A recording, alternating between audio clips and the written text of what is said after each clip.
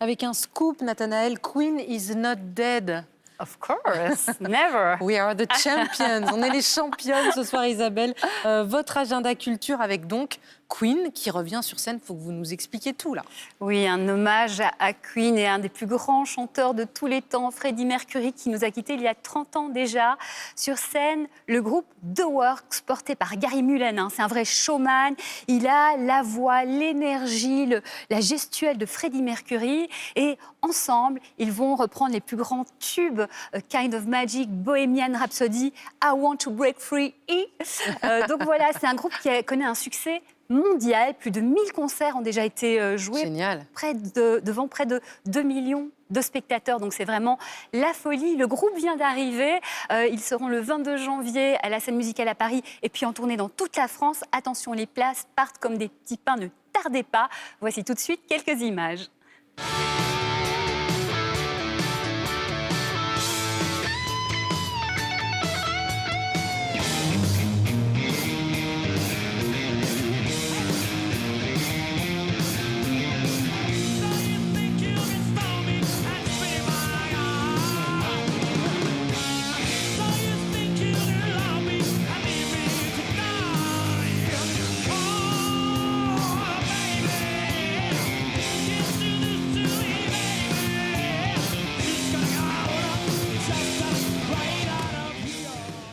Il n'y a pas complètement la sexitude de Freddie Mercury quand même. Mais c'est pas mal. Moi, je voulais y aller, mais c'est en semaine et en semaine, on ne peut pas y aller. Vous avez chanté, je vous ai entendu. Oui, mais mal. Très bien. Alors là, autre expérience, Isabelle, Oui. autre proposition, les Emmy, expérience de mort imminente au théâtre. Oui, voilà. Alors, c'est dans une pièce qui porte le très joli titre des Passagers de l'Aube.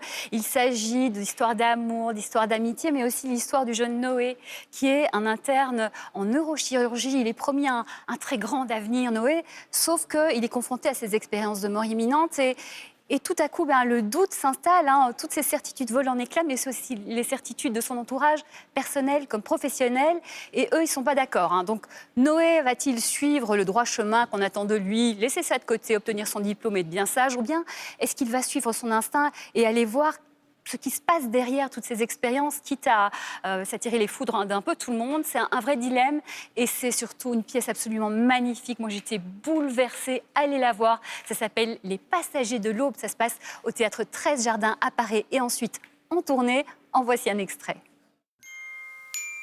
Méningite foudroyante. Andrew Reinhardt. Il est resté une semaine dans le coma. Ah ouais, quand même. Le pire, c'est qu'il raconte qu'il a fait une MDE.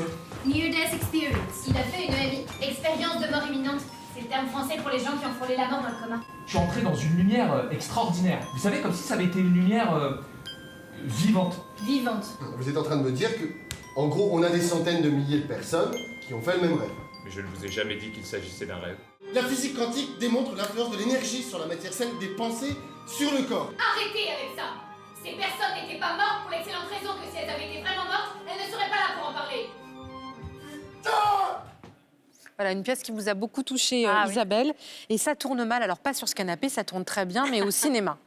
Voilà, avec ce livre que je vous confie comme ça, on va peut-être pouvoir voir les images à l'intérieur. Ça s'appelle Ça tourne mal, c'est vraiment drôle, ça nous plonge dans les coulisses. Pas toujours glamour du cinéma français. On apprend par exemple que Jean-Paul Belmondo, ex-boxeur, a balancé une droite au réalisateur Jean-Pierre Melville car il estimait qu'il ne parlait pas très bien à son partenaire Charles Vanel. Ou alors on apprend aussi que le film Le gendarme se marie n'a failli jamais se tourner.